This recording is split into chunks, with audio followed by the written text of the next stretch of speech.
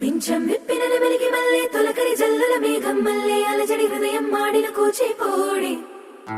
రంగుల దిద్దిన బొమ్మకు మల్లె కవితలు వద్దిన పుస్తక మల్లె సంతోషంలో ముద్దుగా ఈ అమ్మాడి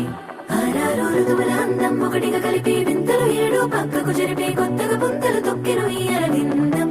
అమ్మమ్మో తాండవమాడే కృష్ణుడి నుండి వేణువ గానం తీయగ పండి రాధకు ప్రాణం ముప్పొంగే ఆనందం